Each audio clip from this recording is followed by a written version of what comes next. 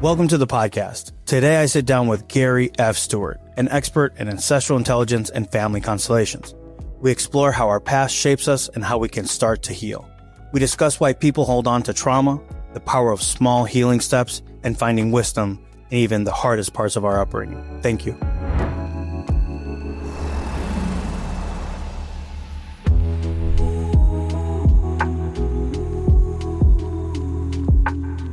So Gary, tell me a little bit about, I've followed your work and I've seen you in the constellation community for a long time. And tell me a little bit about how you kind of first stumbled across family constellations and this modality. Yeah, well, I had given up stand-up comedy. I moved from Boston to LA because I was frustrated not getting discovered in Boston. I didn't know I was getting a PhD in public speaking, but you don't see the forest for the trees of the bigger plan in your life, until you live through it and then you look back. And then I gave it up, and I had a lot of anxiety about getting into the healing arts. But, being in the restaurant business / stand-up comic nights, restaurant by day, we'd give each other massages. Everyone said I had the best touch and blah, blah, blah.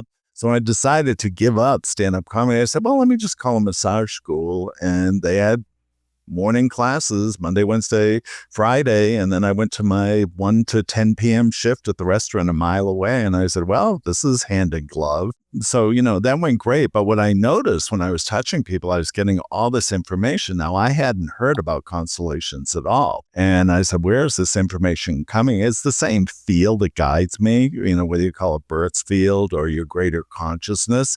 There's stuff guiding us all the time, but do we stop and listen to what it's trying to tell us? So I've found when I was massaging people, I would get, okay, they need to hear about this. I get like a headline, like the front page headline, their shoulder problem is about guilt. So talk to them about guilt. And I say, okay, I have an hour to figure out how I can approach guilt in their shoulder issue, or pelvis or wherever they had their pain. Oh, wow. And then I'd say, oh, is there anything you feel guilty about? Oh, my God. Why did you ask? I said, I'm just picking up on it. And then we'd kind of have a cathartic discussion while they were getting nurtured on their body. Oh, wow. So this is going to be an odd question, but yeah, that's fine. Did you find comedy to be intuitive, that you almost discovered as you do in a facilitation of a constellation? Do you find a joke, it discovers itself, it reveals itself, almost like an insight in a family constellation? Yeah. Is that similar? Oh, same thing. I think all creativity is like that.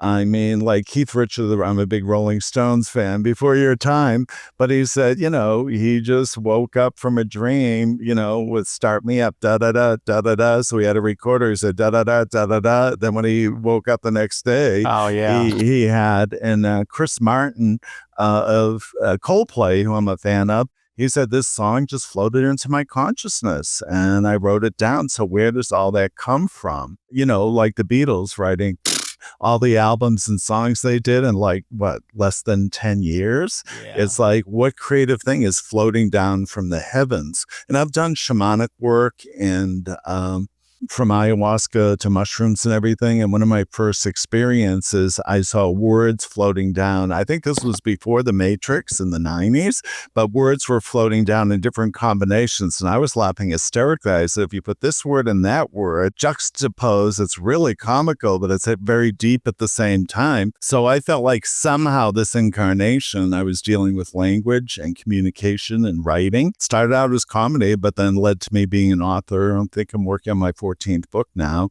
and love communicating. Whether people read it or not, I just put my heart and soul into everything I do for the betterment of humanity and to conceptualize.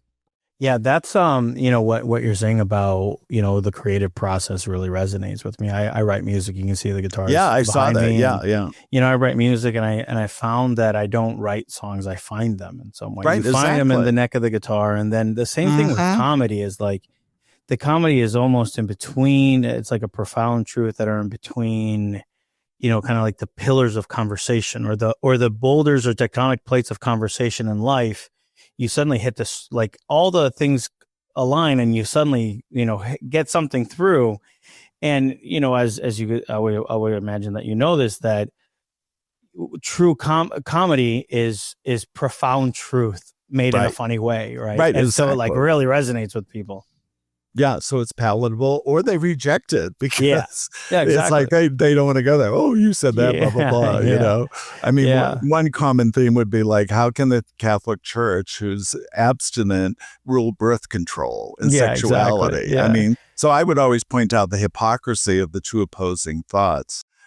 Einstein said the definition of a genius is for anybody's brain or mind told two with opposing thoughts simultaneously. that makes sense. And with Yeah, constellations, here we have the client with us suffering, and they say they come from a perpetrator oriented family system. Well, they wouldn't be here without that. So there's the huge conundrum. They wouldn't exist if that didn't happen. So I think with Bert's teachings, why are we throwing the baby out with the bathwater? You're here because it happened, may not have been ideal, but you wouldn't be here otherwise. So can we see the gift? One of my first theories, one of my first book, I call it Gifts in the Garbage. It's like underneath all that trauma and debris of what we all had to do to survive. Number one, they were teaching us survival skills to survive our own family system. Like they did and the yeah, ancestors did. So it's all trickled down from that. And underneath all that is the pearl of wisdom or the gift. And I feel constellations get us to the place to receive the gift of life the way it came to us, rather than saying it should be wrapped in the perfect bow and the perfect wrapping.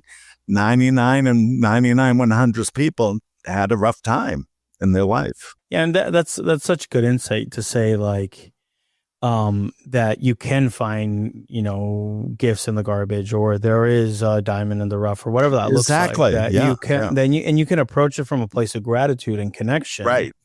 rather than being, oh, woe is me, this is my ideology. That the only thing that it does, it's perpetuates the pattern of pain. Right. The danger with constellations, just to be perfectly honest, what I see, there's what I call, we did a conference in Colorado, the last conference we had. And my fear is that with the newer people coming up, they're going to be trauma worshipers, or Yeah. they're not going beyond duality. Like, yes, you had a Hmm. bad, like psychotherapists, Yep. I'm the good parent, you had a bad father, and that all may be true, but you have to find the goodness in what was and realize I was a severely battered child. And then my first cousin told me what his father went through with my father as boys with my grandfather.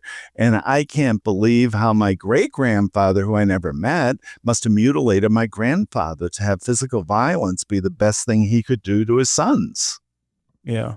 Yeah. And that's like, people have stories, and, they have the stories that they're stuck in. And you can always go back in that principle. You can always go back and just simply say, thank you for giving me life. That's Right, it. Right. exactly. Right. And Go so, underneath. It's like yeah, under the radar. under the radar. Exactly. And that's such an interesting concept that you bring up, that your fear is that people will like trauma worship in some way, and that they weaponize almost pop culture, the Right, psychological exactly. conversations, and say, oh, my trauma is my identity, and then you Right. continue down that path. And I just, that's why I'm such a big fan of constellations. It's such an effective process to work through that armor that people hold. Right, And right. it has profound truth in it. There's no other way Mhm. of getting through it than the profound truth that's in the system. Right.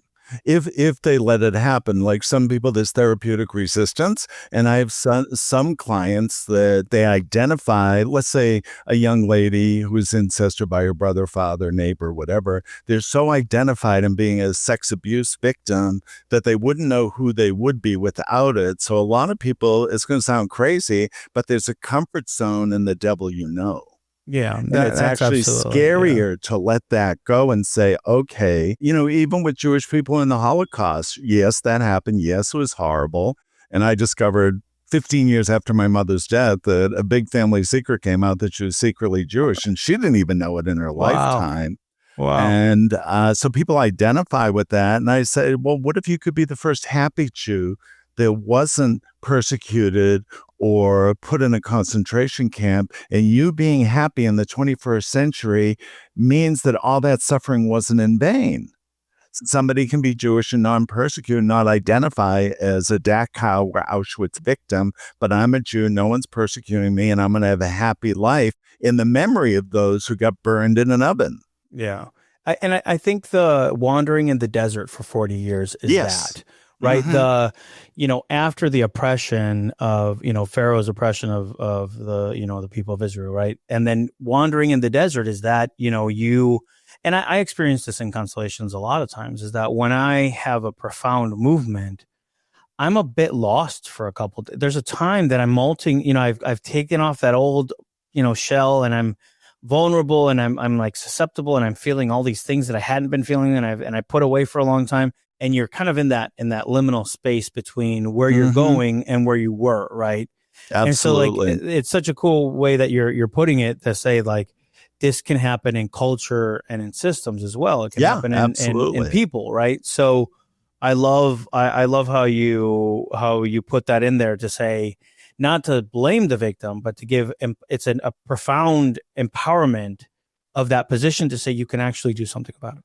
Right. And some people won't take that. So don't forget now, another kind of insidious thing. Hate to be the devil's advocate No, no, no, here, no. Well, is there becomes a loyalty to suffering. So I've had Jewish families where the sister represented sexually abused by their brother, stuff like that happened in a Jewish family. So you could say that the brother represented the Nazi perpetrators and the sister represented the Jewish victims in one or two generations after the Holocaust, where they had their roots in Germany during World War II. And it's like, and what Hellinger found, which I think is brilliant, that kind of the template of what was established in one generation crosses into the next. Then they're acting out the same drama with different characters, but one person say, I'll represent all the victims who are unseen and unspoken. I'll represent the nasty Nazi perpetrators of the SS who invaded my family system. And so then you have to extricate them from that if they'll allow it. And it's absolutely fascinating. I mean, we're watching family history and human history transform before our eyes. And there's no more of a sacred place to be a facilitator for that. Even if the Yeah. client is resistance, I honor their resistance. I never reject them. I say, just sit with it. In time, things will start to make sense. And that's a really good point, because like, one of the things that I do as a facilitator is like, today we took a small step towards healing. It's like, and that small step may in 2 years or 18 months or 12 months down the road, that they can be open to another movement, right? And then you can do this slow shipping, the slow movement of the ship, right? That shifted to one degree or a quarter of a degree one way, and then 10 years, 20 years on the line, they're in a Exactly. completely different place. And that's one regret I have, because we don't do, I'm not a big organization that does follow-up stuff 5, 10, 20 years later. But Bert even said that a lot. He said, I'll never see the results of what I'm doing here. I won't be alive to see the positive results that I impacted people with. But all I know, which touches my heart, he said, I'm improving the future of this family system. And that family system might have a better life. Their kids will have a better life. The culture will have a better culture because of the work we do. And Heinz Stark was also my first teacher. He was kind of a protege of Hellinger in Germany. We brought him to LA to train about 20 of us. Okay. And many didn't take it professionally, but only 5 of us took it up professionally. And I was a duck to water, so I loved it or whatever. But, we won't see the results of the income. And the thing is not to fill our ego, like I healed this and there, blah, blah, blah. It's like, hey, we did our best in that moment in time, and we don't know where life is going to take it. And we have to accept, it's like how many doctors, Western MDs, would do surgery and never see the patient again after an appendicitis or a kidney transplant. But they know that person's alive for decades after that 1 hour in the operating room. Same thing with constellations. So how did you get connected? How did that connection happen? Because the comedy scene in Boston during when you were coming up was probably pretty rough, right? It was like kind of wild and rough. Well, and, it was hot because it was the 80s. So, yeah. Some of the best comedians that you see now came out of Boston, right? Dennis Leary was there. Oh my God, all this. Stephen Wright would come in on occasion. Okay. He kind of got discovered first. Robin Williams would come to Boston. It's a big college town, so everyone would pass through there. And we used to go to one club, Nick's, in Boston, and they would let all the comics stand in the back. It was kind of like a little restaurant in the back, but you had access to the stage. So they'd say, you guys come in free, study Seinfeld, study Robin Williams, study everyone, see what you can learn, how to their cadence, their thoughts, everything. So we were studying the art form as well. And a couple comedians said, you're not getting discovered here because everyone's a hack. They're copying George Carlin or Bill Cosby's old stuff, changing the syntax of the words, saying it's their own. He said, you're a comedic artist. And that's why you're getting kind of rejected, because you're going into places where no one's been to find humor and create deeper thoughts with the humor to open people's minds. And so that was my fate as a comic, but I didn't realize it would help me conquer stage fright, public speaking, writing jokes became writing books. You know what I mean? So it was just the proving ground of what I was going to become, which I didn't see at the time. So how does LA happen? So you move to LA, and then how do you get connected with? Well, the biggest thing is it was called a Comedy Riot in Boston. It was a yearly thing. And I got the number 5 spot, which is the best spot of the night. It was a lotto. And then the host came up to me. He said, well, you got moved to number 10. So when the person who they replaced me with was a young college kid, college town. And I was in my early 30s. And I probably would have won that, but the person they gave my 5 spot to won that night, and they did not want me to win. They didn't want an alternative or an original comic to win. They wanted someone who was predictable. A lot of comedy, they want predictable. They know you'll do the same set over and over and over again and change this. And I would always try to have a new set every time I performed to make it fresh, original, and thought-provoking. So they didn't like the artistry of comic, but the predictability. So I gave up. After that, I said, I've been at this for about at least 5 years, maybe even 7 years, probably about 5 years, a good 5 years. And I said, I'll never escape this here. So, and I'm a summery beach person. And as a little kid, I was stealing books from used bookstores on Los Angeles as a 8-year-old, 10-year-old kid, saying this looks like the most interesting city on earth. And it's like, I guess somehow in my incarnation, I knew that would be where I'd end up, thousands of miles away, or 3,000 miles away from the East Coast. Wow. And so once in LA, how did you hear about Constellation? How does that happen? Because it must have been very, very new, right? Yeah. Well, I was doing massage and I said, okay, well, I guess I'm a healer with all these insights. And then someone came in to a massage center I was working. We started talking. She said, I'm new in LA and I do this modality called Constellations, blah, blah, blah. I said, well, would you want to trade sessions massage for showing me this experimental thing? We hit it off immediately. And then, what year was this? This was 1990, probably 1998. Wow. And, she put papers on the floor. We didn't have any reps. It was just kind of a one-on-one private session. Then she said, stand on your mother, a piece of paper with mom on the underside, dad on the other. And I stood on my father's paper and I said, I feel dead inside. She looks at me, no one feels dead inside. I said, I'm just telling you how I feel. I don't know how this works. And she stood on I feel dead inside. I said, I'm not making this up. I'm a very honest person. So wow.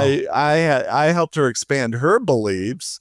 And my father was on Omaha Beach in World War II, all his fellow soldiers being killed, flying into Nazi bullets. He had so much post-traumatic stress, which turned into violence against me, 10 years later. But now I understand with much more compassion how anyone could survive that, kill his way to Germany, and then come back, severely traumatized by all that death. But yet, he sired 7 kids. So it's like, that's another metaphor. How does death inspire life to go forward? Because here's an interesting fact to it. I don't know if you've ever heard it. So, guess how many baby boomers were born after World War II? Oh, from the soldiers coming back. I would imagine a lot. 75 to 80 million people between 1945 and 1964, I believe, in that 20-year period. Guess how many people died in World War II? 75 to 80 million. Wow. So how does great death stimulate great life? And 90% of the baby boomers, of which that's the generation I was born in, were anti-war, and hence the hippie culture. I used to be a hippie with shoulder-length hair and all that in the 60s. But we were protesting the Vietnam War and all the violence in the world and trying to have peace, flower power, the Beatles music, marijuana, whatever. We were of a totally different mindset, the counterculture to the warlike industry that the federal government was exercising all over the world through the CIA or Vietnam, whatever conflict that they were financially supporting, which really is all about money and not human life. So it goes to show you the generation after World War II was peace-loving, anti-violence. And did we know we were incarnating after a violent episode in human history? Now, what's interesting about England, rock and roll it came from the US in the South with our Black talented musicians, but it really got captured by Beatles, Rolling Stones, and everything. So what did Mick Jagger and Keith Richards or Eric Clapton have to go through as children? Hitler bombing London. Yeah. So is the loud sounds of rock and roll music, exploding sound, an echo of the bombs that they had to listen to as young boys growing up when Hitler was bombing London, turned into rock and roll music and a whole subculture a generation later? It's just fascinating when you look at how the world is influenced by historical events. Yeah, that's that evolutionary force that Jan Jacob Stam talks about. Yes. It's just like, how things change the culture. And I never realized how many people were lost during World War II and then the baby boomer generation. So about the same amount. Yeah, so how does it all balances it out? Yeah. Right. And how does death in our family system? So are our family systems being younger? I used to be the kid in the family system. Now I'm clearly a senior and ancestor. How'd that happen? But it's like all those time passes so fast. And that's part of the life force too, that it's space and time, and we're all living it, not realizing it's going to come to an end. So now at 73 years old, I think more about death and my impact before I do leave, separate from my life's work and, healing the environment, stuff like that. So it's a bigger picture time in my life. But I also feel the intimacy, being gentle with the intimacy of someone's pain. And a lot of people say that you are so tender with the people you work with because I just want to be gentle with their suffering and suggest, what if this thought rather than your same old, what if this, and they start to get more compassion for their parents because the parents had to suffer unimaginable stuff through their time in history, not to mention what the grandparents reacted to. Yeah, that's such a beautiful thought that you can actually carry your parents with like an egg, right? That rather than like white knuckling them from going away, you can have this right size relationship with them. And so I always think that meditation is an attempt to provide connection with the meta parent. Absolutely. The healed, connected parent that is inside of every one of our connections, the one that brought us here, right? So that's such a good way, and the tenderness. I love that point. The tenderness of like when you're doing this constellation work, to be so patient and so tender, and really create space for the person to have the subtle movements that are going to happen in the constellation. Exactly. So, man, I love that approach. So, over the years that you've been doing constellations, how have you seen the work evolve and grow? Well, I mean, I had a great practice, and I've just Sedona. Well, I was doing workshops for a couple of years in Sedona, but there's a million new age things to do there, so it's hard to build a practice. And Gwen St. Just, who I'm a big fan of, she has a pretty good practice there, but somebody who, the owner said she stopped going because she feels she's hearing the same clients say the same story over and over again. So my renegade theory, which I work out of, is let's finish the past. Let's let it be in the past. Let's take the life force that was hidden there all along and then create our own happiness. And when we create that happiness and fulfillment in our life, we're honoring all the ancestors who came before.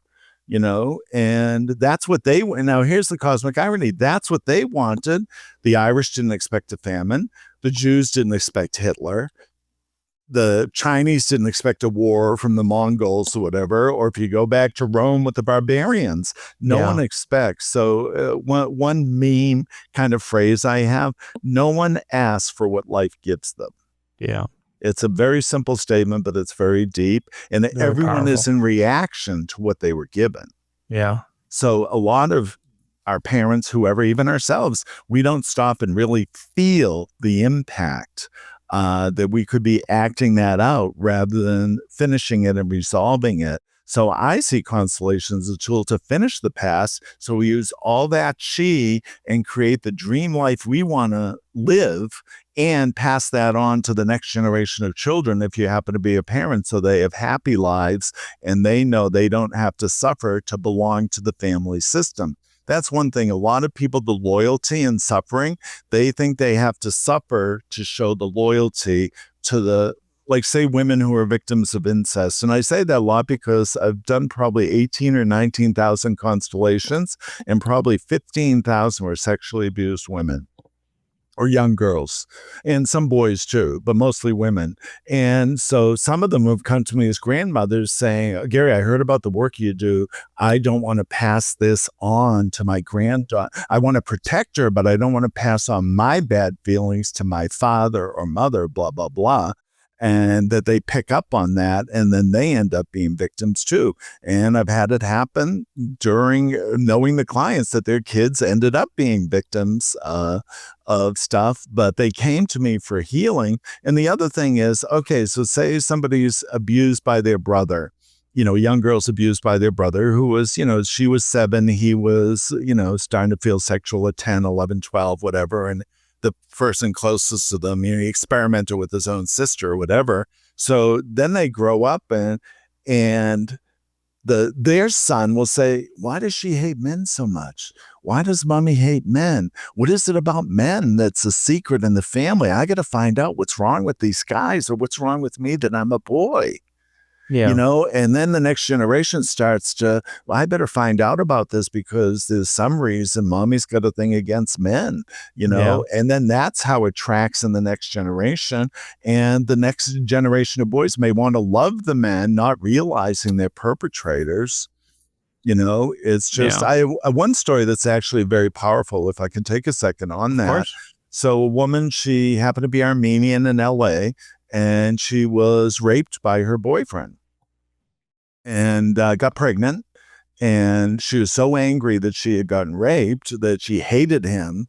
So anyway, so this was like 16 years ago. So she brought in her 16-year-old son, who was, it touched me till he was the most enlightened little boy you would ever meet. And everyone in the group knew her story because we had worked on it about 5 times. Then she brought her mother in, and her mother was crying during the constellation, didn't speak English, but she happened to be raped when she was young too. And he came to me, he said, I went to a constellation.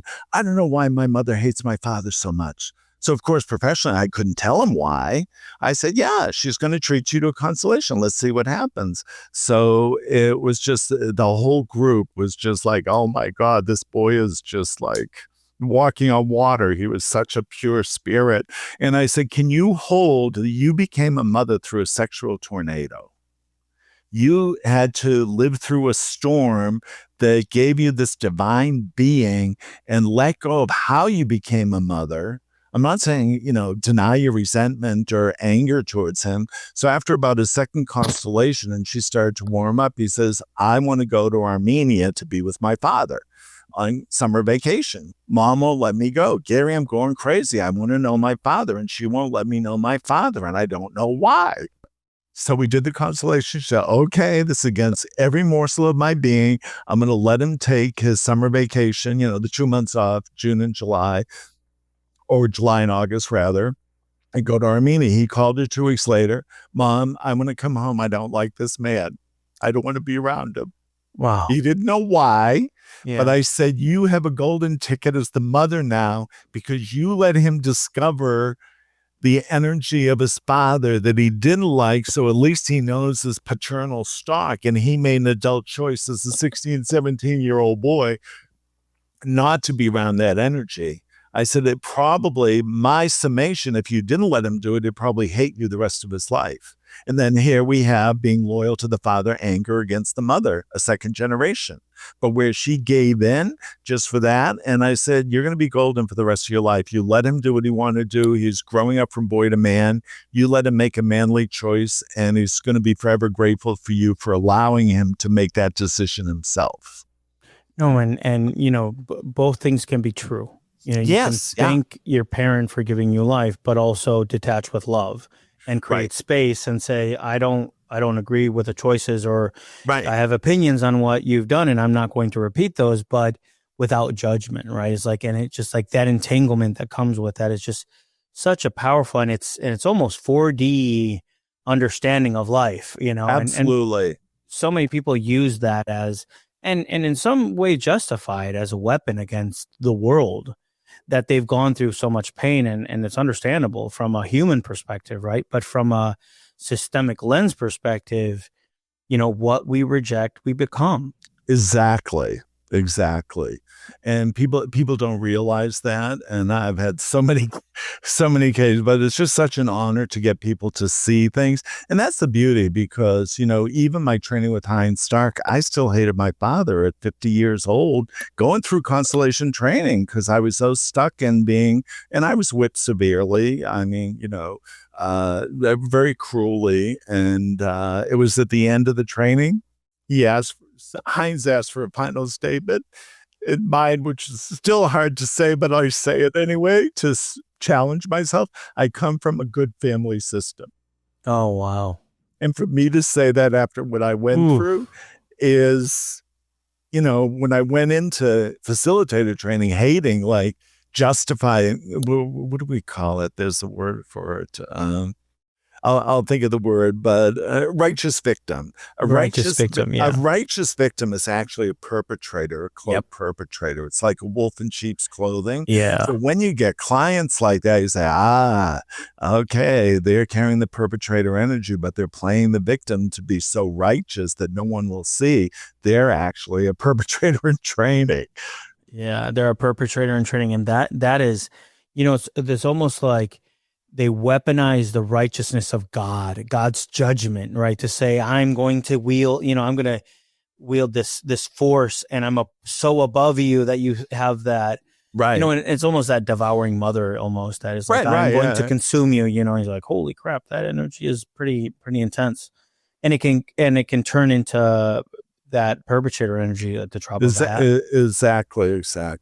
Yeah. So, and Bert was against forgiveness, and a lot of people in the New Age community. But like you're saying with that, when you're a righteous victim, you make yourself bigger than the parent or your grandparent, whoever the abuser was, whatever, or the oppressor. We'll just call it general oppressor.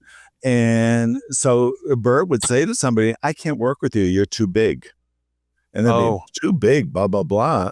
Well, so part of receiving deep healing and constellation work is to make yourself humble to the bigger forces. Because somehow, whether you agree to incarnate to learn this lesson or to survive them, so you'd be strong enough to survive anything, then there's a gift there that you won't see when you're big and arrogant. And a lot of psychotherapy in the United States, you had bad parents, and keep paying me for 10 years to lay on the couch. I'll tell you how bad they are, and I'll be the good parent for you, And that doesn't really heal you. It just placates your righteousness or victimization even more, with the psychotherapist, backing you up. Yeah, it's all judgment based. And, like our social systems are judgment based, and they're forgiveness based, which is even worse, and the judgment thing is, I was, Tiziano Guerzo was on the podcast recently, and, he's a facilitator out of Australia, and talking about that the concept of forgiveness. Like, first, and to forgive, first you have to absolve, first you have to judge, then you have to absolve and say, I rid you of the guilt of this, and it doesn't work that way. And you're of that original school thought to say, you can have an opinion and you can create distance. and the flexibility between you and the person rather than. And the bigger way to release it, which I wrote, I'll forward you the essay that I wrote on a real simple 1-page thing I would give to clients. Acceptance is how you're free. I accept you're my father. I accept I was a battered child. I'll never understand why you do that to your only son out of 6 sisters, but I accept you're my father. I was strong enough to stand up. And Bert, one quote that Bert said directly, where I have had direct access to him, we would talk after 12 hours of constellations, would take a supper break, then we'd do 3 hours of lecture. I mean, we're talking about 18-hour days for 7 days. Wow. Because we all flew in from all 40 countries all over the world. So it was, every culture was there imaginable. So he said, all the evil in the world comes from one thing. And it's, I'm better. I'm a Nazi. I'm better than a Jew. I'm white. I'm better than a black person. I'm Catholic. I'm better than a Protestant. I'm royalty. I'm better than a serf. If you really look at that simple equation and apply it to all of human history, I'm better is what elicits perpetrator energy in human history and family systems. Hi, I'm John. Zulu One is more than just a podcast. It's a mission to bring healing to families and communities. By becoming a supporter on Buzzsprout, you make this mission possible. Click the link in the description and join us. And thank you so much for being here. You know what? One of the things that I'm originally from Venezuela, so I've done constellations in Spanish, right? Fantastic. And so the words are always very fascinating to me. It's like to consent, right? And the compounding word of that is with feeling. Is like to accept with feeling. Is that the consenting of what happened? Right. Is I take it with the emotions and everything that bubbles up, and it's complete acceptance of what happened. That really is acknowledging what is, rather than absolutely, the legal definition of consenting. Right. It's like this is the root of the of the source of consenting, and it's just such a powerful framework to put this conversation in. And that's why Hellinger was demonized, because don't forget, the people who were against Hellinger, he wrote, I probably shouldn't say it, but he wrote a love letter to Hitler. So the German community, he was rejected for being, I call him the Columbus. The Columbus who, everyone's saying the world is flat, and Hellinger is saying, no, it's round, it goes in a circle. You better go around to see what it's really about. So he wrote a love letter to Hitler about, if I judge you, if I'm bigger than you, and I'm a German, by birth, then can I be a perpetrator like you if I don't accept your place in German history? And so I rewrote the letter and I put in the place of Hitler. He did it to provoke people for sure, but I put in mom and dad, the same words rather than Hitler, which really upset the German people. I understand too why the culture has a lot of guilt over what happened in World War II. But when you replace it with mom and dad, there's the entire constellation concept in a letter of acceptance. When the first time I came out, and I wrote a whole article about that, like how I first came across that, and I just understood. I was like, in some way I had discovered this modality, and I was so disgusted by it in some way. And I realized it was my judgment towards that. And the perpetrator in me was really activated by that. And then when I read it again, and then I read it again, and I read it again, is like, you start really understanding the nuances of how deep that is. That if I judge you, then I judge myself, and then therefore am I superior to you, right? Or dare I love you, right? Or dare I understand, and you're like, I still get goosebumps about it. It's like, for some people that are so wounded, that just being the presence of that is almost impossible to understand, and I understand why. Yeah, but when you're on the other side of it, and I didn't discover this. This was Holocaust survivors that gave me this letter, that showed me, that are facilitators and they're of the constellation world, that said, look, this is what Hellinger wrote about Hitler. Yeah. And when you see it from that perspective, and these are survivors of the Holocaust, their families, of course, all their families to the Holocaust, right? The people that have the most at stake to the direct impacts of these things can look at this from I think it's called, oh man, I'll get emotional. It's Crap. okay. Like, you and me in the path to forgiveness. It's like, oh Yeah. man, Uh-huh. just the shared humanity of that is that and so powerful, we're so, as humans, we're so trapped in duality, right, wrong, black, white, good, bad, Jew, Gentile, whatever it is. But Hitler, speaking of one of Hellinger's simple insights to follow that up, he said, never forget, the same God that created Jesus created Adolf. Yes. Yeah. So he said, who's your argument with? And I'm going to cuss on this, and who the fuck are we to judge? Exactly. It's like, it is. And that I just, my first, teacher in this work his name is Alberto Iturbe. He's a Spanish, he's incredible as a Spanish facilitator. And it's like, that's between you and your creator. That's between you and God. We're no one to judge, what these outcomes are. Yes, I can protect myself and distance myself from whatever that is. That is my responsibility. But, to really create, the same force that created you created me.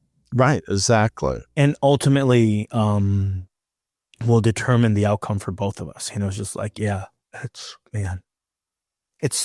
a crushing weight of the reality of, of the divine. It's just so powerful, Mm-hmm.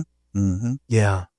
And I try to get people beyond duality in everything I do, in the books I write and everything. I just wrote a book on propaganda. I wrote a book called Venus Envy about misogyny, how that's expressed in family systems through sexual abuse, but goddess energy. And one thing Heinz taught us way back when, in my first training, he said, even if you have too many issues with your mother or father, put a rep there, but look behind them to divine feminine or divine masculine before they got wounded by the grandparents. So say if you can't, he'd even put 2 reps. He'd say, okay, you're too fried about your father or mother. I'm going to put another man behind him. You try to make it taller so they look at the head of the person.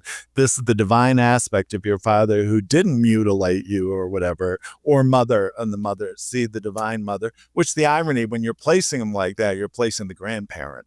Yeah, exactly. Exactly. Or the ancestors, the ancestors in general. Yeah. It's a twofer. It's a twofer. So you win either way. You win either way. Yeah. And that's yeah. I mean, that's such a, I'm so passionate about this work because of that, right? Is that you can create, and like you said, the rebelliousness is like, I think healing is the most profound act of rebellion that you can do. Mm-hmm. Right. And one of our brand is Soul Rebel, right? Is like, we're soul rebels because, the rebellious ones are the ones that show where the system can heal.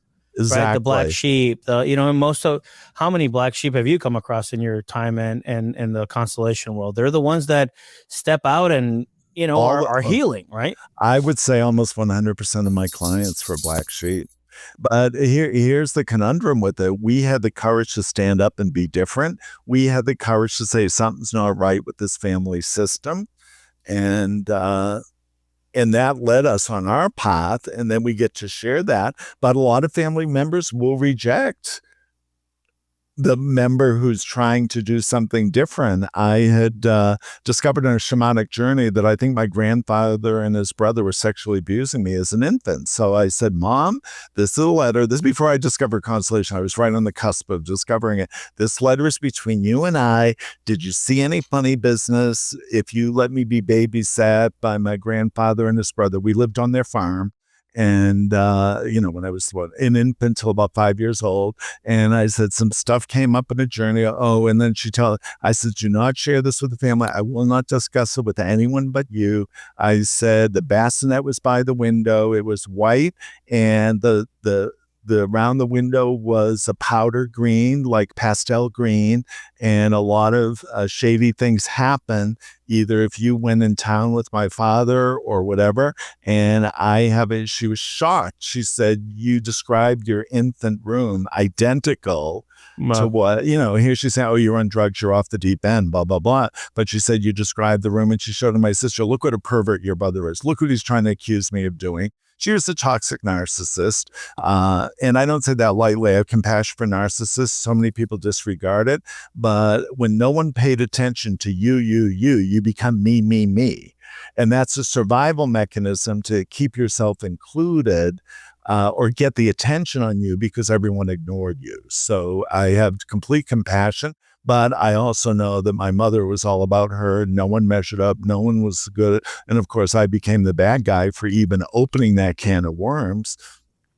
But I wanted healing to happen. And here's the irony. After my first constellation in LA, so Margot Riddler was the one I met in LA. We did stuff at my house. She started holding local workshops. I told my massage clients and I would go to be clients and just support by being a rep. And a woman, an Irish woman, happened to be there. She didn't know my mom was of Irish, what I thought was Italian heritage, but Irish and Jewish is what it really turned out to be, unbeknownst to me. And she said, I feel something with my heart. I knew my mother had beginning of congestive heart failure. And she said, I think there's some incest in your mother's thing. So I go home. I was in LA and I go home for Thanksgiving. I fly back or whatever. And at the Thanksgiving time, my mother says, oh, I was sexually abused. I didn't say anything about the constellation, right? Didn't mention. I said, oh, I discovered something new I'm experimenting with, blah, blah, blah. And she, oh, yeah, I was sexually abused by my first cousin, Albert, at 4 years old. And I don't know what happened, but they had to move out of Boston after that event.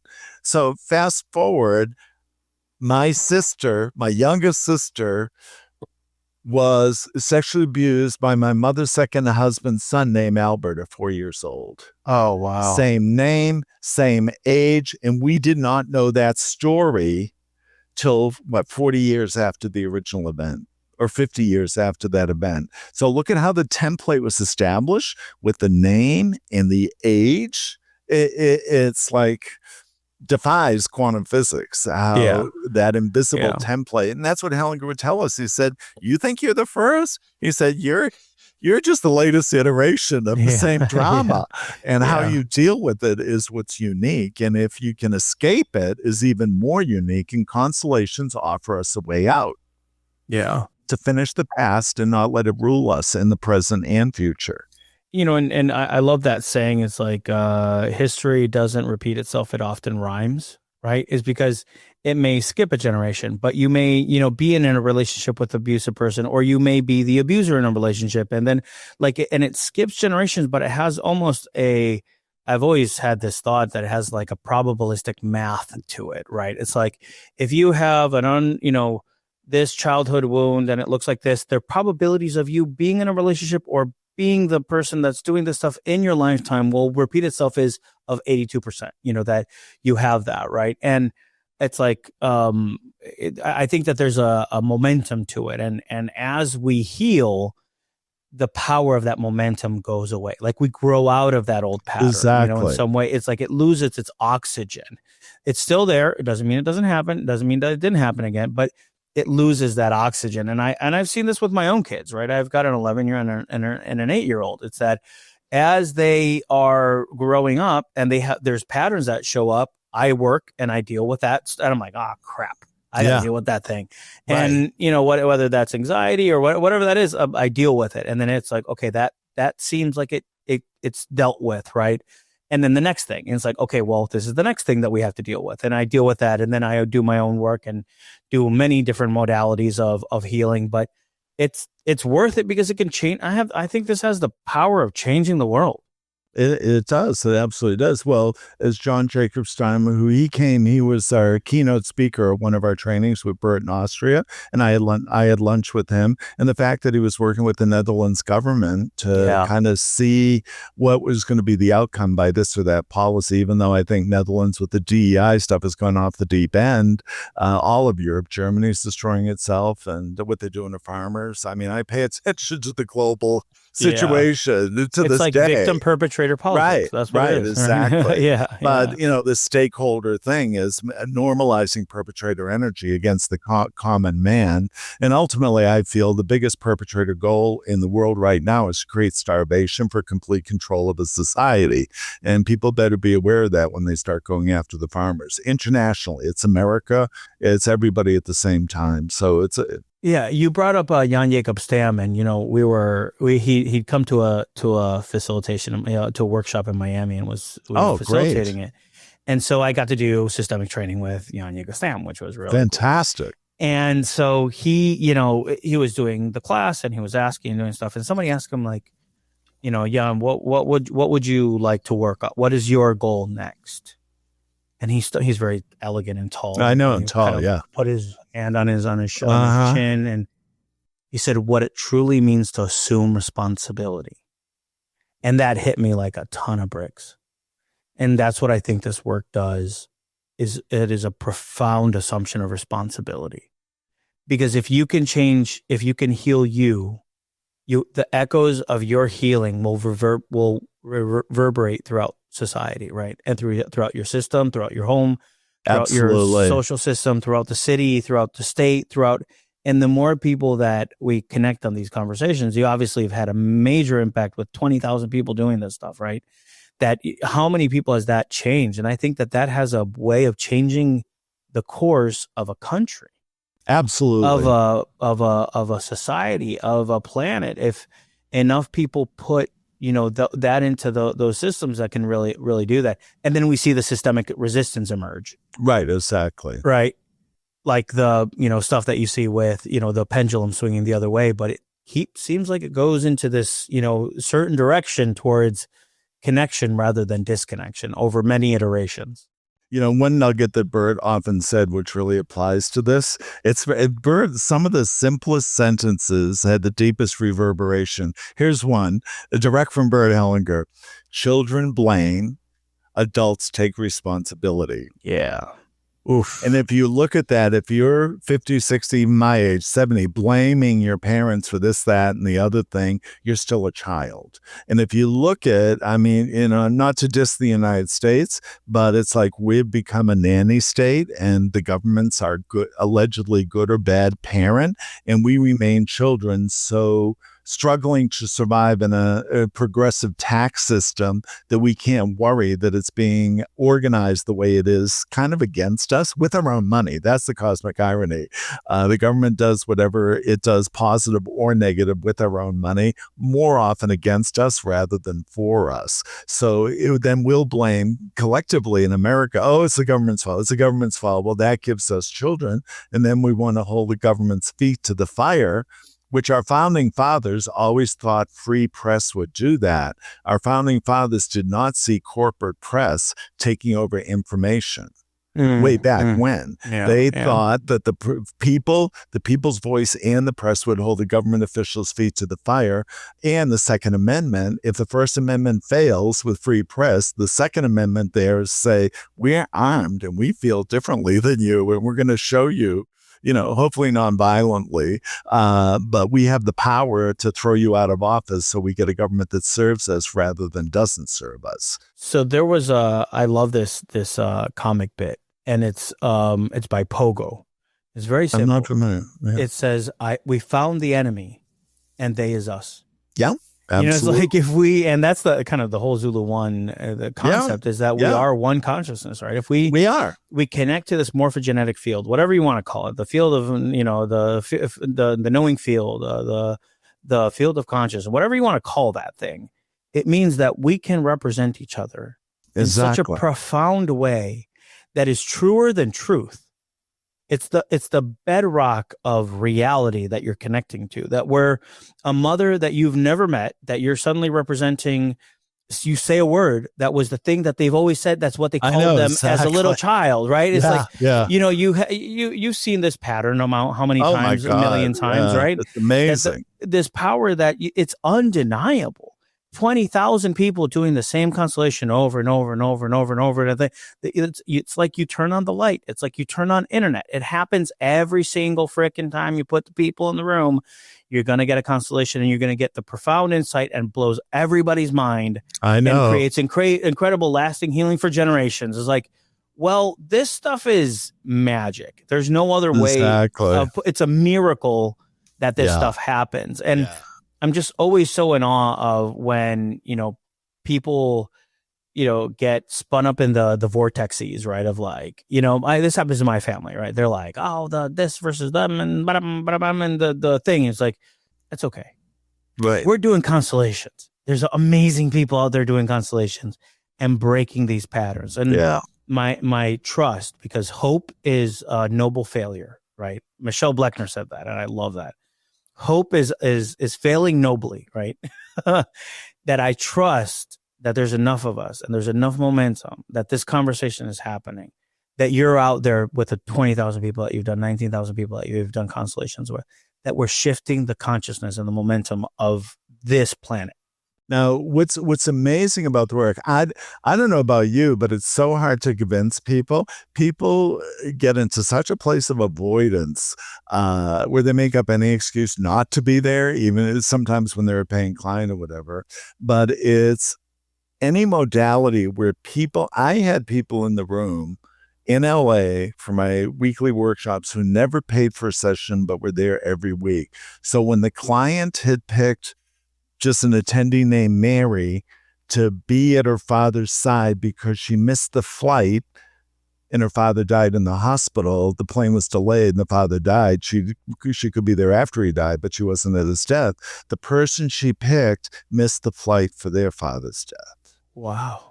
Now, another woman you can't call that coincidence. I know. That's something else. Another woman from the Amazon, we're talking about the Amazon jungle, not Brazil, not a city.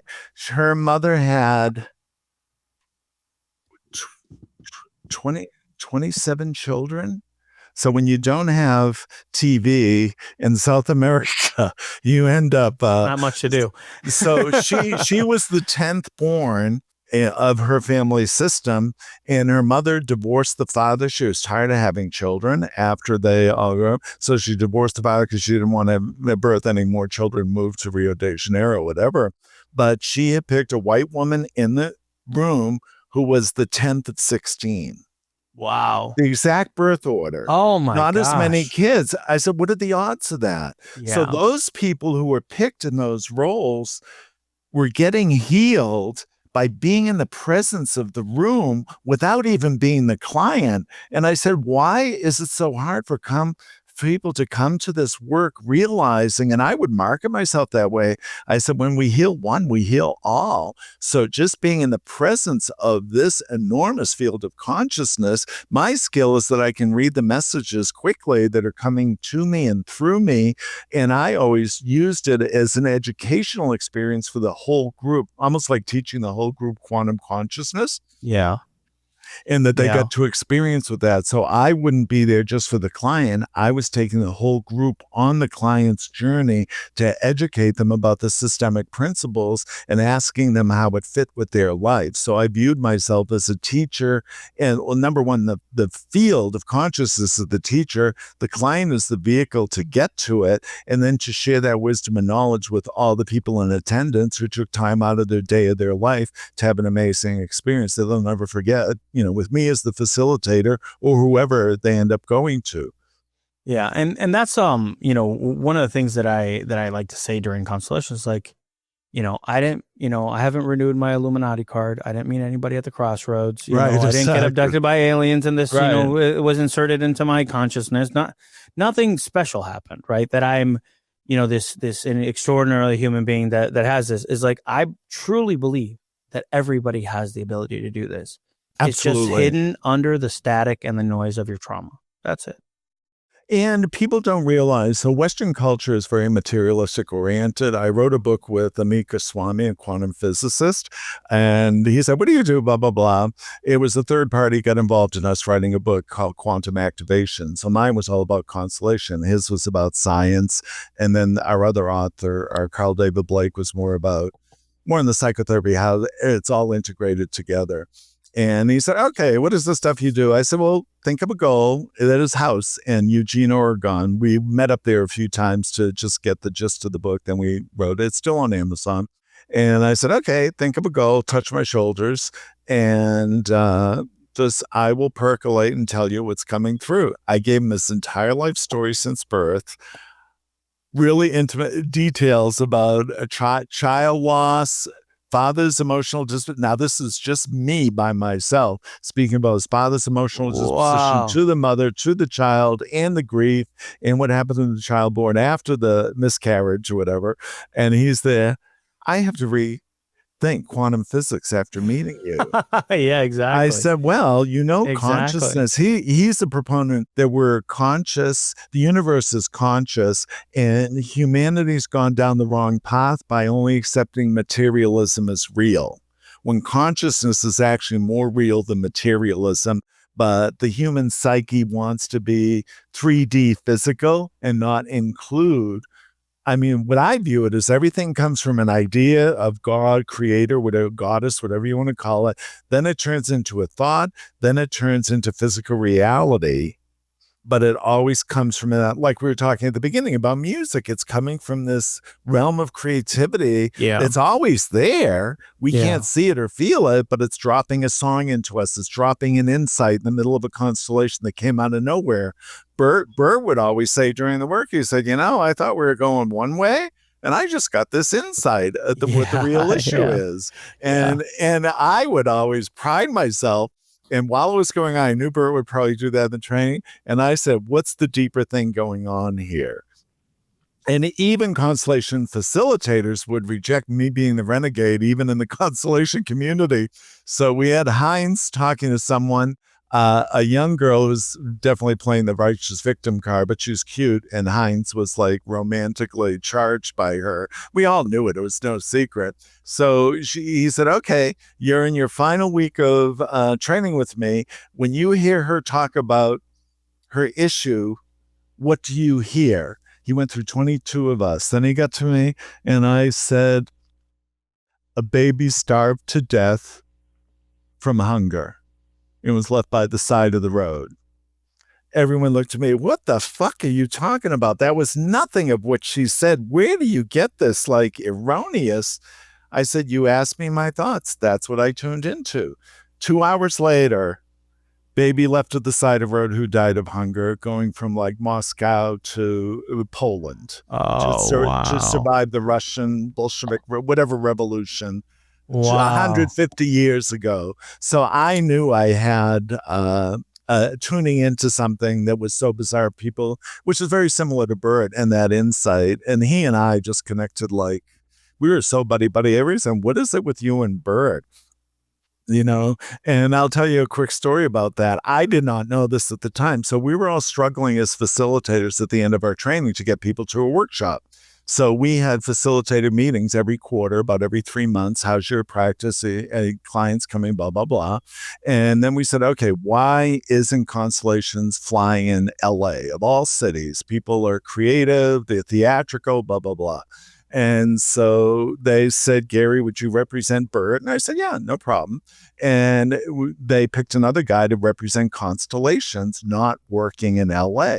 Well, the Constellation guy fell to the floor.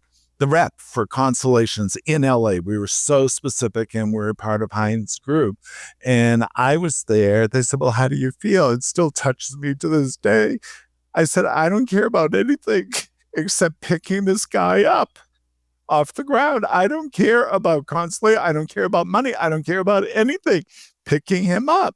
And, we just hugged and cried together. It still touched me very deeply. So here we are, 2 or 3 years later, at Bert's training in Austria. And he said, my biggest pain is my older brother was conscripted by Hitler and never returned. So, in a way, I felt in the larger cosmos, Bird had known somehow, even though I never told him the story, that I had connected him to his brother. I didn't know till he made that statement. Yeah. And that everyone said, why is Bert so buddy buddy? You're like, he would come up to me after the workshop. Do you think I covered all the points? Did I miss anything? They said, why is Bert, he wouldn't talk to anyone. He had like blinders on, just, I'm going to dinner. I've given all my Yeah. blood. Yeah. Yeah. But That's hard. That's real hard he'd after come doing over it. to me Yeah. and say, did I miss anything? Did I cover anything? And the highest compliment he ever gave me, he asked me to do a paragraph about his book called Laws of Healing.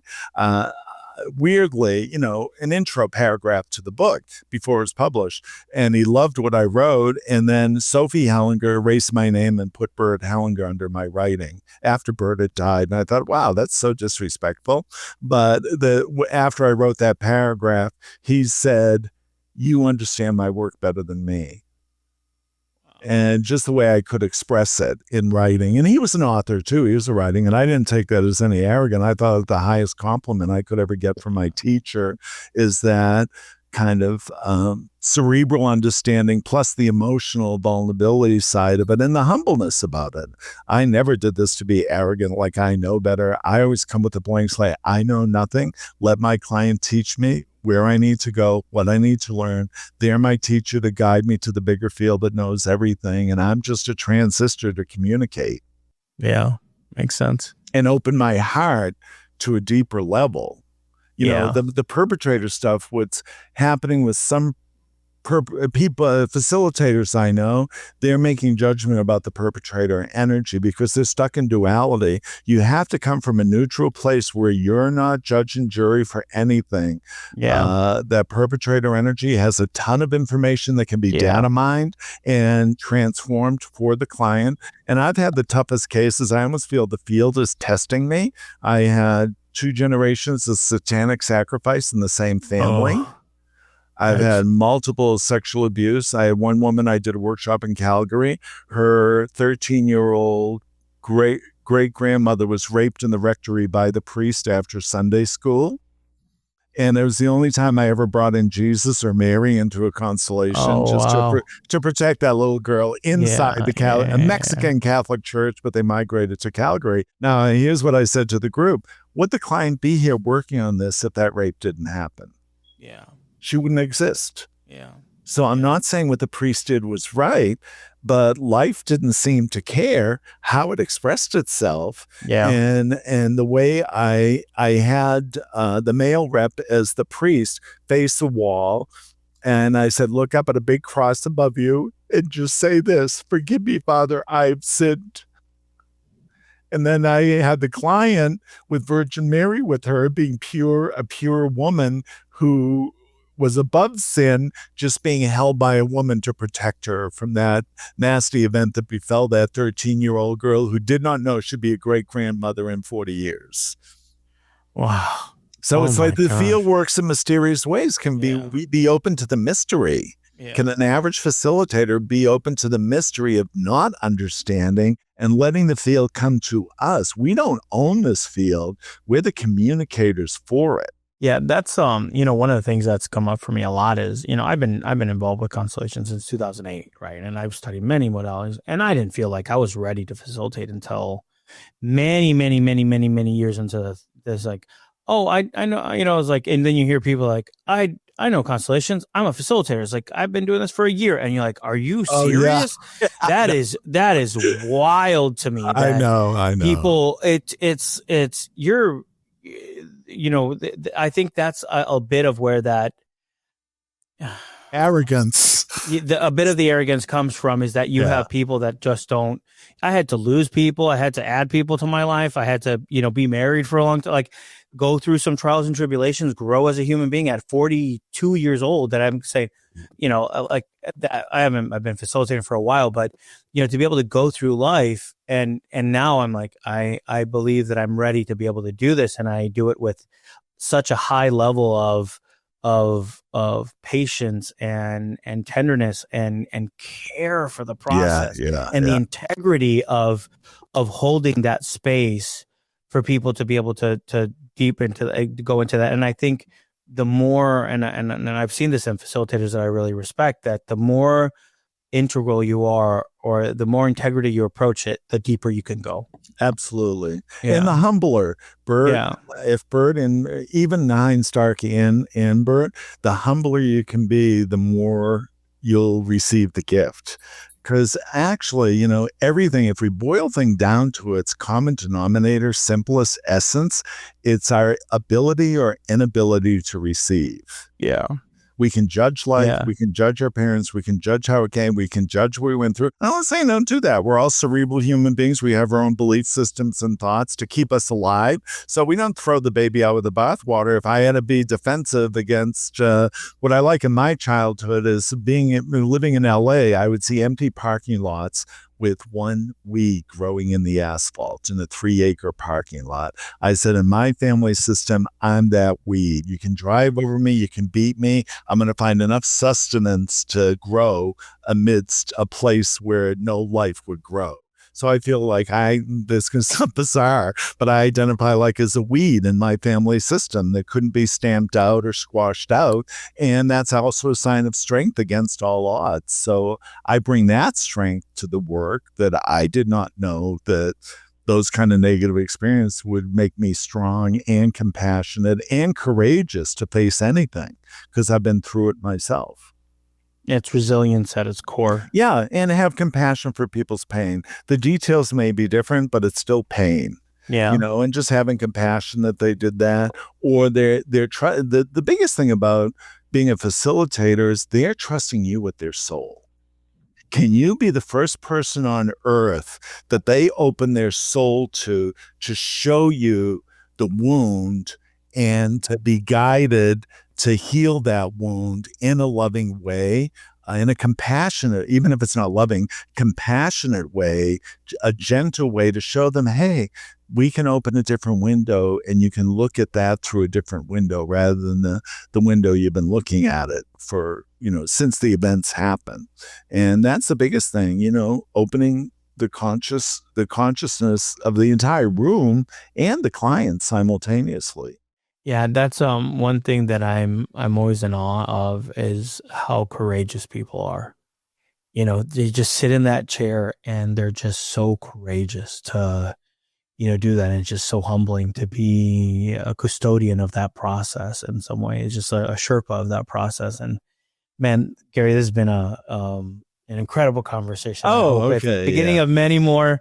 Anytime. I'd love to have you back and sure. and we could have this conversation over and over again. I know you have a wealth of knowledge. And so many experiences. A lot of experience, and this has been truly beautiful. And know that you have a friend that's rooting for you in South Florida, and that anything that you need, we'll be here to support you. Well, also put me on your workshop list, because if I get referrals from anywhere, I always refer people where I'm not doing the work as much anymore. I'm doing more private sessions with people that aren't afraid to go really deep. I love it. It's still fulfilling just to keep my fingers wet in the field, but I give people referrals everywhere, even people in LA. So I'm not going to be in LA for 3 months. Go to this person's workshop. Okay.